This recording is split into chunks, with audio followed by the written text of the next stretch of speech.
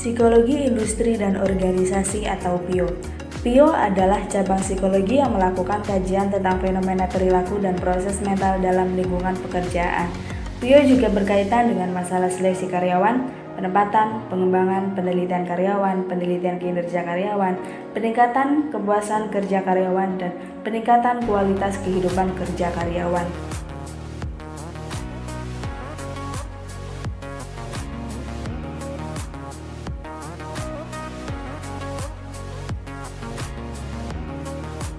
Dalam sebuah organisasi dan industri terdapat juga hierarki, yaitu hubungan antara atasan dan bawahan yang menyebabkan adanya komando, yang artinya adanya pelapisan atau tingkatan personil dalam suatu organisasi. Struktur organisasi perusahaan dapat diartikan sebagai sebuah garis bertingkat yang berisi komponen-komponen penyusun perusahaan. Struktur tersebut akan menggambarkan dengan jelas kedudukan, fungsi, hak, dan kewajiban dari masing-masing posisi yang ada dalam lingkup perusahaan berfungsi secara optimal, dan roda perusahaan senantiasa bergerak secara efektif dan efisien. Dalam struktur perusahaan ini terdapat beberapa personil atau bagian yang tergolong dalam jajaran struktur perusahaan, atau yang biasa disebut dengan petinggi perusahaan, yang terdiri dari dewan direksi, para manajer, dan kepala divisi.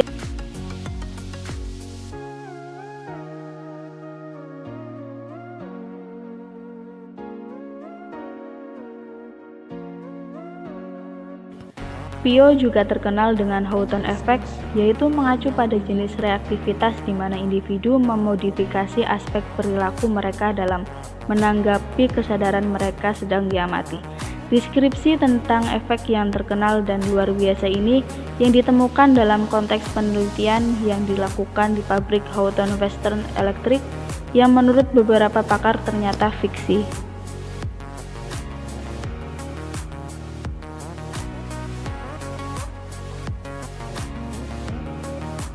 Dari penjelasan di atas, apa sih yang membuat PIO berperan untuk kemajuan bangsa? Nah, di dalam suatu industri dan organisasi, ada yang disebut dengan CSR. Apa itu CSR?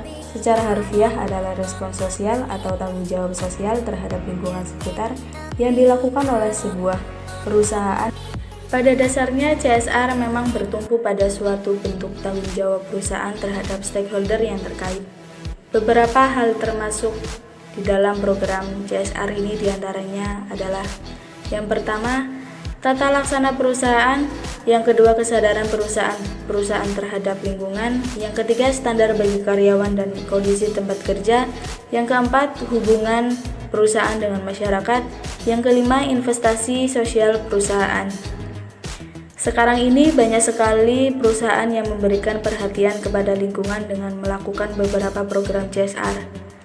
Berbagai program dilakukan oleh Pertamina untuk memenuhi komitmennya dalam program CSR guna membantu pemerintah Indonesia.